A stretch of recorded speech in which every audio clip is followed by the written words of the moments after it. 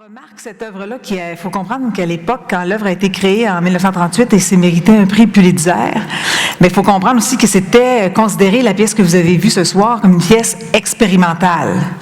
On se permettait d'avoir une scène vierge, en tout cas un plateau presque vierge, même à l'origine, il y avait moins d'accessoires que ce qu'on a vu ce soir, et on éclatait le quatrième mur. Maintenant, on l'éclate souvent, le quatrième mur. Hein? Vous savez qu'est-ce que c'est que le quatrième mur? C'est quand on décide de s'adresser directement à la salle, de raconter cette histoire-là. Donc, c'était très révolutionnaire. Bon, Thornton Wilder aimait beaucoup la pantomime. Il y en avait dans sa pièce. Fort heureusement, il n'en avait pas ce soir. Parce que, bon, la pièce a été montée, traduite en 20 langues. C'est une des pièces états-uniennes les plus montées au monde. Donc, elle a été beaucoup jouée. Mais la structure est restée la même, donc un narrateur qui s'adresse à nous. Mais je vous dis, il a été élevé en Chine, et ça, c'est important, parce que lui, quand il a créé cette pièce, Notre petite ville, il s'est inspiré de la tradition chinoise. Les gens ne savaient pas vraiment. Dans la tradition chinoise, bon, ils appelaient ça le régisseur. Ça, je pense que c'est la traduction. Je ne suis pas sûre qu'en Chine, ils appelaient ça le régisseur. Mais dans la tradition chinoise, il y a cette espèce de narrateur qui sait tout, qui raconte l'histoire, qui donne son point de vue. Et donc, il s'était vraiment inspiré de ce qu'il avait connu en Orient pour créer cette pièce-là, donc se permettre de nous raconter l'histoire. À l'origine, moi, en tout cas, je n'ai pas remarqué qu'il l'ait fait beaucoup. Oui, on éclatait le quatrième mur, puis on vous disait, est-ce que vous suivez la situation? Bon, des choses comme ça. Mais c'est allé beaucoup plus loin que ça, parce qu'il y avait une part d'improvisation dans la pièce, et même, il arrivait que certains narrateurs, ils le nomment régisseur, s'adressent directement au public et même répondent aux questions du public. Oui, pensez-vous telle chose? Ah oui, vous vous demandez, vous, madame? Puis il y en a il y avait le ad-lib et l'improvisation un petit peu plus vaste. Là, ce soir, ça, je ne pense pas qu'on est allé jusque-là. Donc, oui, il y a certaines choses qui sont écrites dans le texte, parce que moi, je me suis amusée ce soir. Je regardais la pièce dans une télévision, parce que je devais travailler cette rencontre, puisqu'il n'y avait rien qui existait. La pièce vient à peine d'être créée. Il existait des choses de 1938, mais je voulais voir un peu les différences avec la pièce de l'époque. Donc, je me suis amusée ce soir à suivre la pièce en lisant la version originale française, parce que vraiment, ils ont refait une traduction, et je me suis rendu compte qu'ils n'ont pas coupé beaucoup.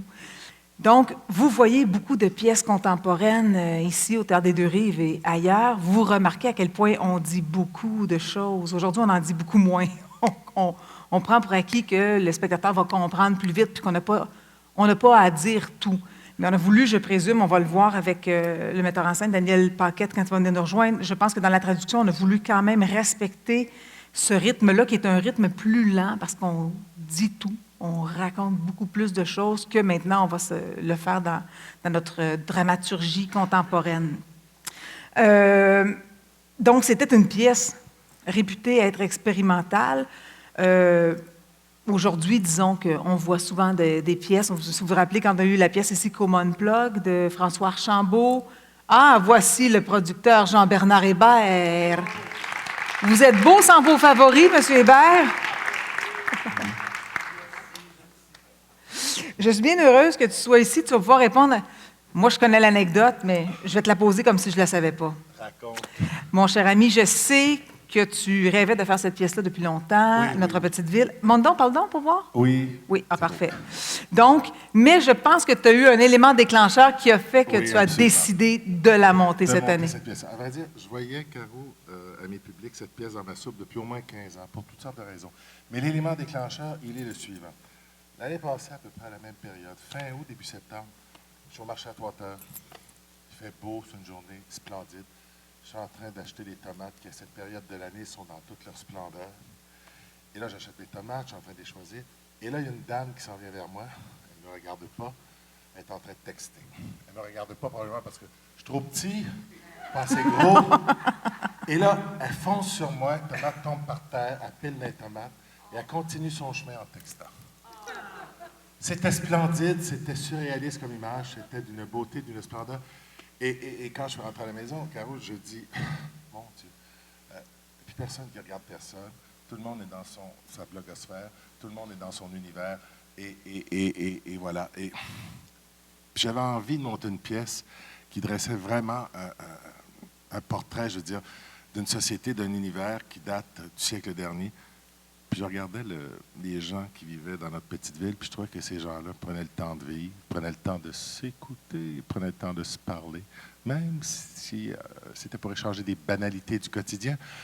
Ces gens-là prenaient le temps de respirer, prenaient le temps d'apprécier la vie dans tout ce qu'elle avait de plus beau à offrir, même si c'était un vécu, une période assez difficile où finalement, bon, l'électrification n'était pas là.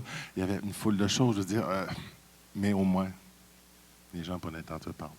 Oui, puis même déjà à l'époque, même si on sait que le rythme était plus lent, dans les pièces de théâtre, je veux dire, on écrivait tout, on disait tout. Déjà à l'époque, il avait cette idée, Oui, Thornton Wilder, de dire, regardez, ça a l'air d'une ville banale, on dirait qu'il ne se passe rien là-bas, mais on va juste regarder des gens vivre.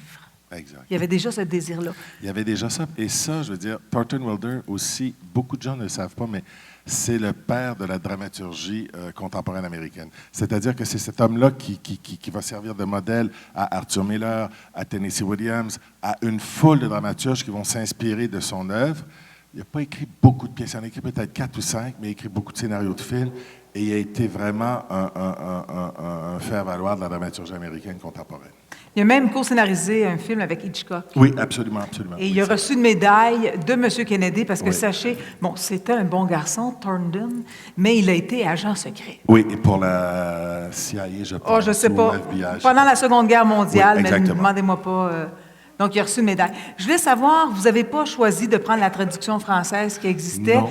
Je t'en remercie parce que je l'ai suivi ce soir en regardant la pièce, puis c'était vraiment mieux la vôtre. Mais malgré tout, tu as demandé aussi à un jeune, David Lorrain, qui est excellent en traduction. Oui, viens, Louis-Olivier. Bravo, cher narrateur! Ah, mon régisseur, Loulou. Là, à chaque fois que je connaisse cet homme ou que je ne le connaisse pas, tu vas nommer tous tes comédiens qui arrivent. Alors, Bien présente-nous-le comme il faut, ce magnifique Alors, c'est Louis-Olivier régisseur. Moffett, qui joue le régisseur, qui est presque un sociétaire des productions Jean-Bernard Hébert, qui a joué dans plusieurs productions, et qui joue, en fait... L'auteur, Thornton Wilder, appelle le régisseur dans une de ses versions le bon Dieu. Parce que, bon, Thornton Wilder était très croyant, était très croyant. Oui. Il avait la foi, je veux dire, c'était... Et ce personnage-là, je veux dire, c'est le personnage qui transcendait, évidemment, probablement la foi de M. Wilder. Donc, voilà. Donc, c'est... Mais... tu parlais de l'agent secret, oui, de l'agent secret, mais après ça, oui, David Lorrain. David Lorrain, qui est un jeune dramaturge qui a fini à l'École Venez vous nationale. joindre à nous si vous voulez, les comédiens. Venez, c'est par Alexandre. ici. Joachim, où es-tu? L'escalier est là, mes chers amis. est ici. Voilà. Alors Alexandre Malaussire, Joachim Lamoureux, qui viennent tout juste... Bravo. Je crois, viennent de terminer. C'est leur première expérience professionnelle. Ils viennent tous les deux de sortir d'école de théâtre Saint-Hyacinthe, les deux de Saint-Hyacinthe. Olivier Berthiaume. Bravo. Bravo. Et aussi... On parlait de la traduction. On parlait de la traduction. David a fait mais un autre comédien qui arrive. Samuel Côté. Bravo. Georges. Alors, on parlait de la traduction. Oui, la traduction de David Lorrain. Moi, je voulais, évidemment, je voulais que l'époque reste exactement la même, 1901, 1904, 1913. Et je voulais que David donne un petit coup je voulais qu'il apporte une dimension nouvelle, mais aussi, je veux dire, qu'il respecte intégralement l'œuvre de Wilder, tout en lui donnant, je veux dire, en la joignant dans nos mots, dans notre langue à nous, avec, je voulais pas la traduction française qui est à l'arche, parce que je trouvais que, bon, c'était un petit peu trop... voilà, Marcel Pomerleau. Marcel Pomerleau, metteur en scène. Metteur en scène, Daniel Paquette. Ah, bravo, Daniel Paquette. Parce que nous avions le metteur en scène avec nous ce soir, mais c'est un homme tellement pointilleux, maniaque, amoureux. Tu as fait la conception des costumes et il habille les gens derrière. Voilà. Et là, j'y passe la parole parce qu'il a travaillé comme un forcené. Daniel, la parole est à toi. Bonjour, bonsoir. Alors, gênez-vous pas si vous avez des questions pour les comédiens ou pour Daniel. Sinon, bien sûr, moi, j'en ai une pour toi, Daniel. J'en ai plusieurs. Je vais t'en poser juste une à la fois. Tu as décidé, Daniel, que ton narrateur, que ton régisseur était, lui, un homme bien d'aujourd'hui. Qu'est-ce qui t'a donné envie de faire de lui un homme d'aujourd'hui? Bien, en fait, dans l'écriture de Wilder, la pièce se passe en 1904 et 13. Mais la pièce a été écrite en 1936 et le narrateur est décrit comme quelqu'un de 1936. Donc, si on le joue aujourd'hui, on est donc devant quelqu'un d'aujourd'hui. Alors pour moi, c'était le lien entre les deux côtés du rideau. OK. Alors c'était important qu'il ressemble au public, mais qu'il soit avec les personnages. Et en fait, à la fin, on se rend compte que c'est un personnage lui aussi, c'est pour ça qu'il quitte avec les autres. Avez-vous des questions? Oui, ma chère dame? Et vous? Oui, exactement. Madame, c'est pour ça qu'il y avait un cellulaire pour imiter la caméra. Oui, c'est ça. Et oh, voici les dames, les perruques sont enlevées. Oui. José Beaulieu. José Beaulieu, bravo. La belle Myriam qui est en train... Poirier. Bravo, Myriam. Elle embrasse ses fans en s'en venant sur la scène. Oui, madame dit, c'est pour ça qu'il y avait la caméra. Et... Bravo, Myriam. Vous aviez il y avait une dame derrière, allez-y.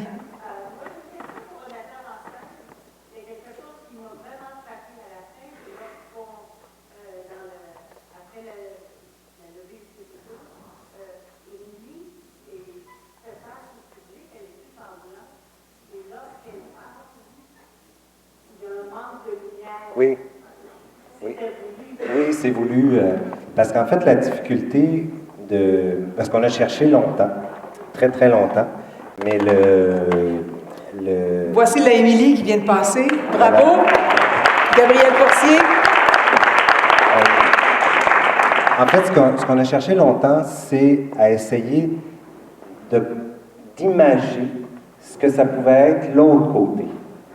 Et c'est les croyances de chacun. Donc c'est ma croyance à moi. Je crois qu'on ne voit pas les gens, mais qu'on les reconnaît.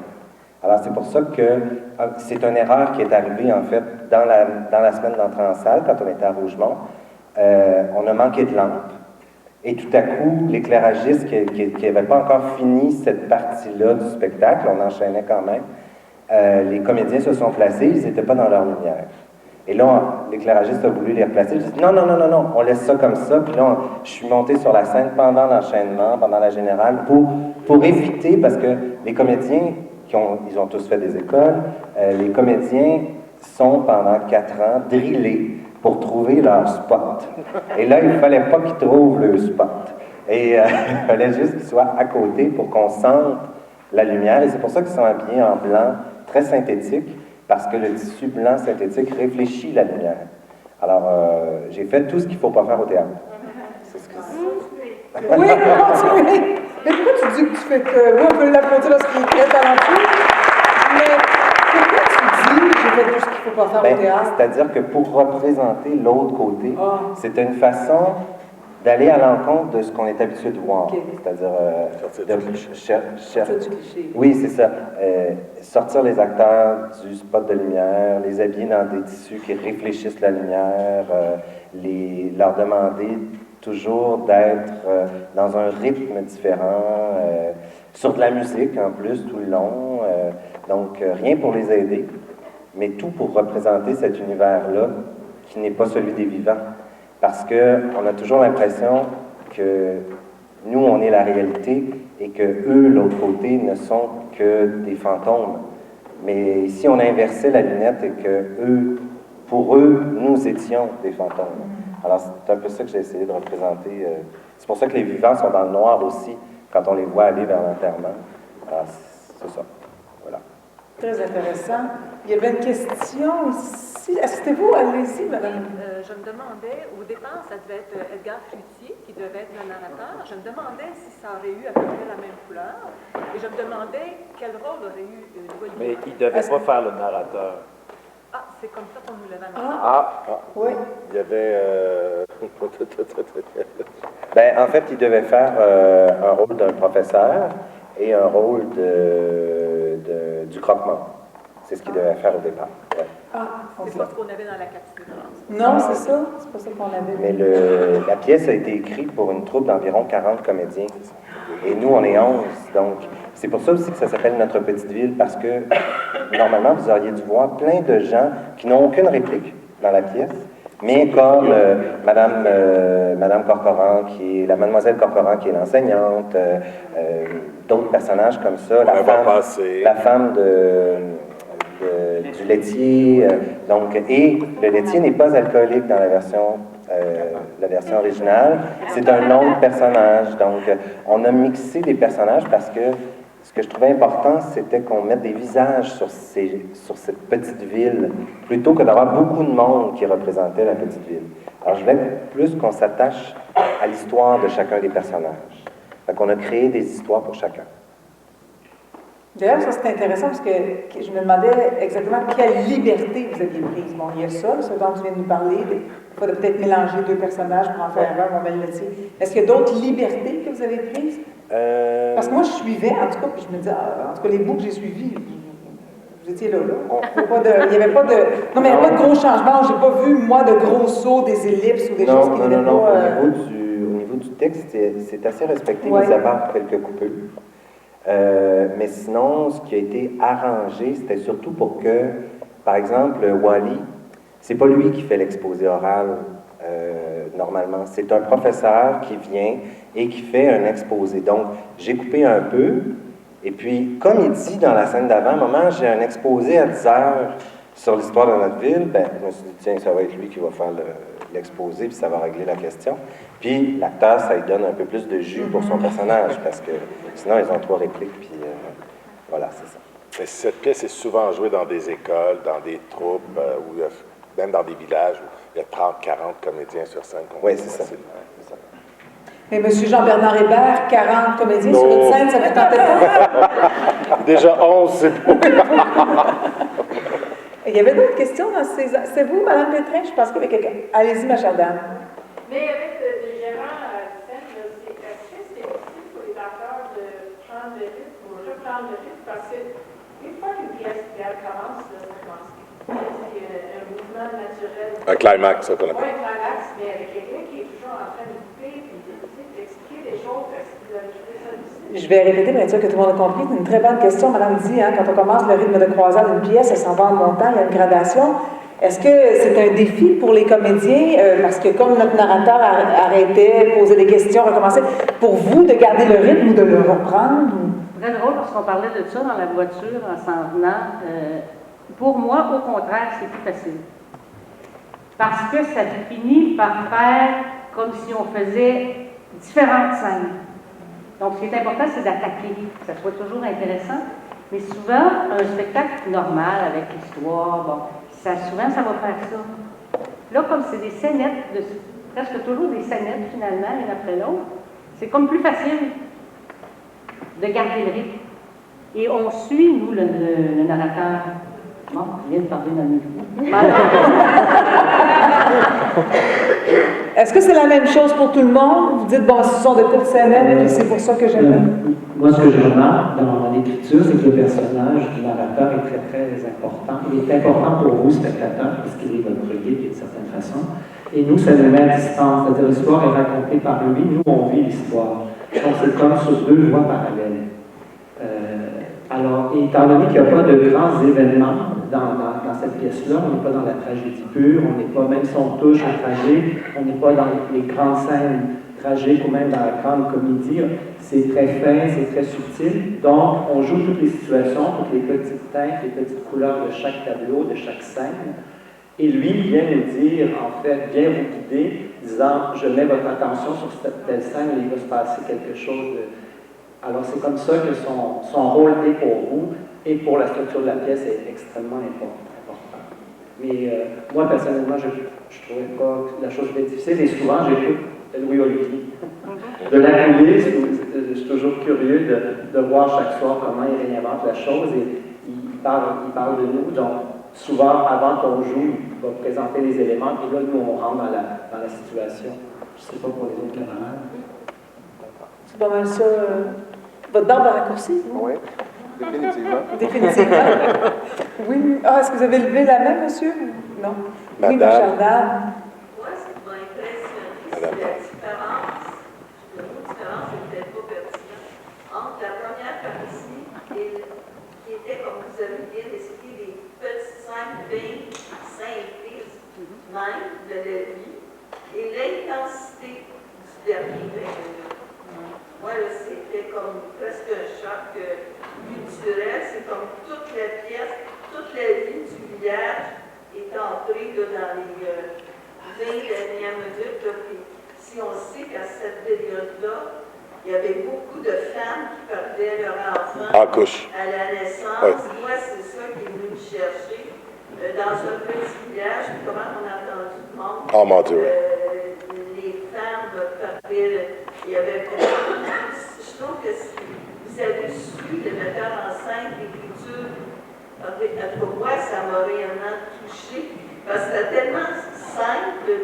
Aller à l'école, il fallait veiller le matin, passer le journal. Il y avait, comme je vous l'ai dit, il n'y avait pas d'événement dramatique. Puis à la fin, tu dis, mon Dieu, ils ont tout vécu ça. Puis là, tu le voyais, ben, moi, ça m'a réellement rejoint comment. Tout ça fait partie de la vie. La mort fait partie de la vie. Mais dans sa structure, ce dont Madame parle, est-ce que tu as joué un petit peu pour accentuer justement cet aspect plus dramatique à la toute fin de... Non, en fait, j'ai pas eu besoin de l'accentuer. C'est venu avec le jeu des comédiens, tout ça, mais anecdote, c'est que moi, je suis un vrai Montréalais. Je suis né sur le plateau Mont-Royal.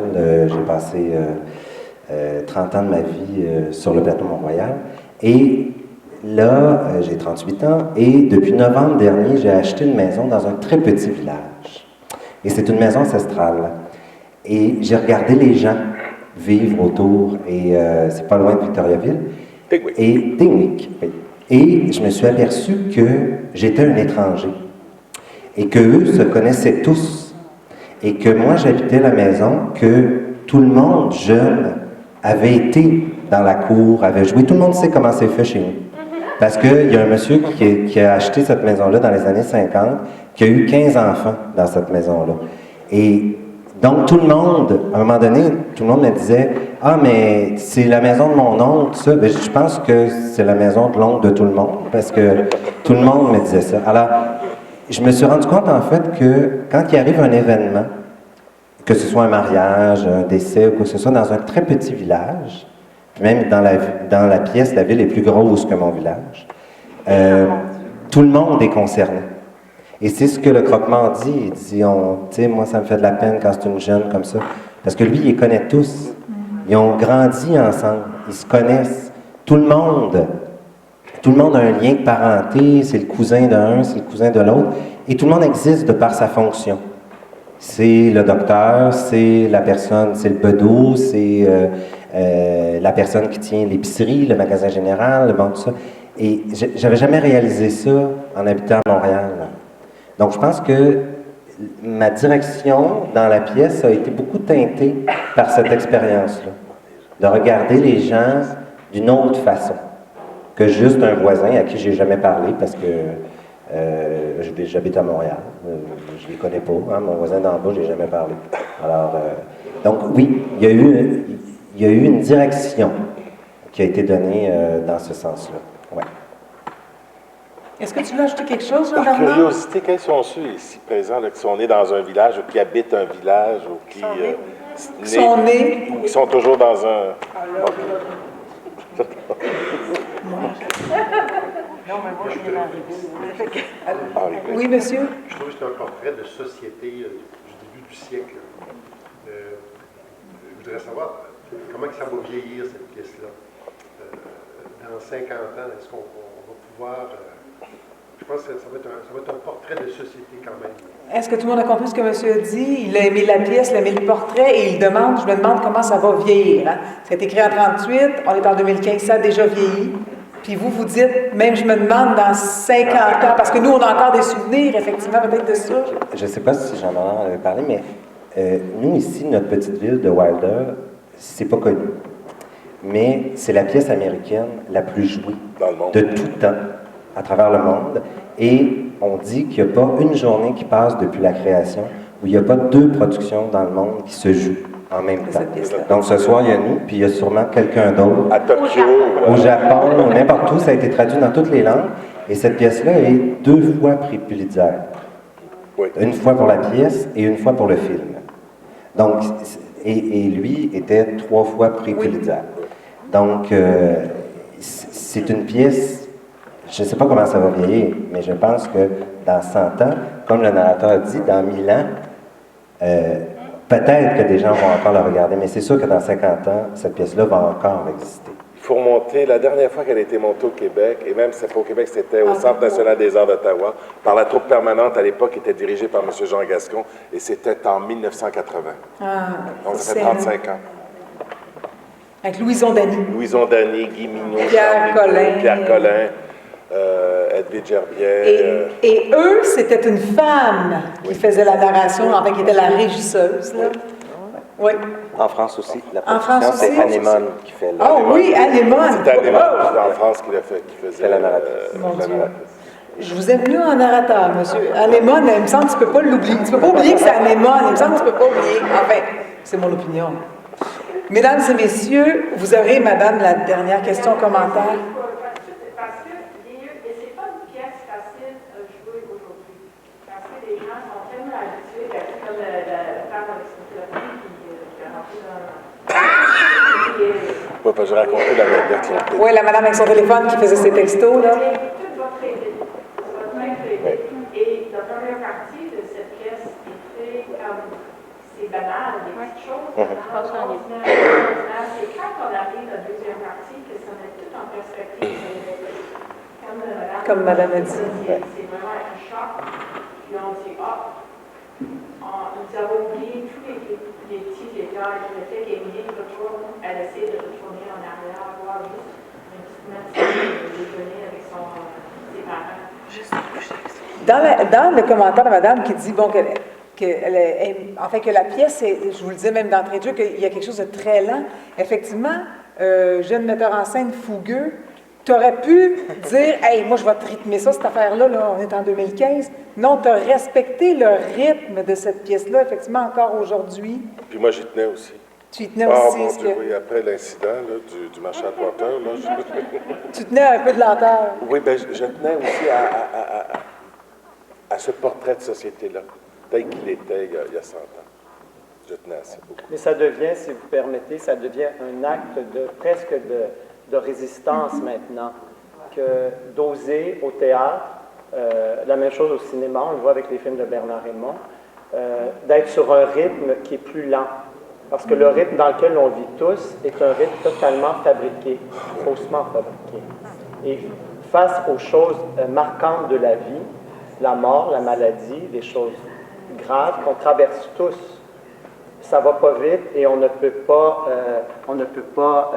avancer plus rapidement et on ne peut pas faire j'aime pas. Tu deals avec ça. Et c'est la grande qualité qui, pour moi, c'est un avis très personnel, va permettre à cette pièce de vivre très longtemps parce qu'elle touche à l'essentiel et surtout qu'il a osé, cet auteur, en deuxième partie, aborder la mort d'une façon extrêmement respectueuse. Non seulement respectueuse, mais il va très loin dans cette image. Il aurait pu faire quelque chose de joli, et ce n'est pas joli. On rentre, et c'est d'autant plus fort, comme le disait la dame, selon moi, dans l'écriture, puis ce que Daniel a fait en mise en scène, qu'on ne s'attend pas à ce qu'en deuxième partie, on entre dans quelque chose d'aussi profond et grave. Alors, c'est dans la même pureté, la même simplicité, mais c'est aussi un défi. Et moi, il y a une chose qui m'a en même temps ravi. Dans le début du travail, on plaçait les choses et c'est quand même exigeant, cette deuxième partie, en fait. Et le metteur en scène essayait plein de choses. Et il nous a dit à un moment donné, dans les scènes précédentes, la grande scène finale, prenez votre temps, respirez, vivez les choses. Parce que dans la vie, on n'est pas tout le temps, même si on est dans des tourbillons, surtout à cette époque, on était sur un autre rythme. Alors, respirez la vie, puis ça ne sera pas plate. Vous n'avez pas de grande scène, il n'y a pas d'effet à faire, mais ce n'est pas plate. Et quand on vit sur scène, généralement, s'il y a une vérité, s'il y a un vrai mouvement intérieur, c'est pas plate parce que dans la salle, il y a des gens qui vivent aussi comme nous. Alors, je pense que c'est la singularité et la grande qualité, à mon sens, de cette pièce-là. Et c'est de toucher à la mort comme l'auteur a choisi de le faire. Monsieur, vous aurez vraiment notre dernière question. Parce que... c'est un portrait passéiste. On le regarde en arrière, mais aujourd'hui, dans notre société, vous savez, les gens plus les 3 jours de deuil. Si on peut passer vite, non, on n'ira pas à l'église, on fait ça à côté du colonel. On peut passer très très vite. Même la période de la mort, n'est plus vécue. Donner sinon les pilules pour l'endormir, pour qu'on pense à d'autres choses. Sous prétexte que la personne souffre, mais on ne se permet plus de vivre la souffrance non plus. On ne se permet plus de la partager. Mais c'est vrai que tout ça, quand on regarde cette pièce, moi, ça me fait juste regarder en arrière. Oui, ça m'interroge sur l'avenir, mais quand on regarde la société dans laquelle on est présentement, c'est une société révoquée, je pense. Est-ce que vous aviez cette impression que c'était un regard dans le rétroviseur ou justement regarder dans le rétroviseur pour mieux comprendre quand même l'avenir? Bien, je crois que oui, c'est un regard dans le rétroviseur, mais en même temps, je crois qu'il y a de plus en plus de gens qui décident de dire non à cette société aujourd'hui. De plus en plus, sur les médias sociaux, on voit des gens qui essaient de vivre autrement, il y a des retours à la terre, il y a des gens qui lâchent tout du jour au lendemain, qui vendent tout, qui quittent, qui veulent débarquer de ce système fabriqué, comme Marcel disait tout à l'heure, de ce rythme fabriqué. Alors, est-ce que c'est un regard passéiste ou un regard qui dit, bien, peut-être qu'on a jeté le bébé avec l'eau du bain aussi. Ça, c'est possible. Tu sais, le progrès est arrivé vite, et il s'est passé énormément de choses, et on n'a peut-être pas pris le temps de vivre les choses et de garder ce qui est essentiel pour nous. Donc, dans la fabrication à la chaîne, on fait aussi on fait même plus des cercueils à la chaîne, on fait des urnes en bois made in China, et on brûle vite et on jette les cendres dans le fleuve, puis voilà, c'est fait, merci, bonsoir. Donc oui, je pense que c'est un regard dans le rétroviseur, mais peut-être pour nous questionner sur ce qu'on devrait garder un peu de tout ça. En tout cas, je réalise que une discussion qui dure 15 minutes en a duré ici aujourd'hui 25, 29. Donc, écoutez, moi j'ai aussi des consignes, tu comprends? Mais tu pourras aller parler avec monsieur. Mais je vais vous dire, en tout cas, une chose, si on dit que c'est un regard dans le rétroviseur, tout ça, je constate qu'avec la rencontre qu'on a aujourd'hui, c'est peut-être une œuvre qui nous parle du passé, mais ça nous fait drôlement encore parler aujourd'hui et réfléchir, et c'est quand même ça le but du théâtre. Alors, merci beaucoup, Jean-Bernard, de l'avoir choisi. Merci pour la mise en scène. Merci, chers comédiens, d'être avec nous ce soir. Et merci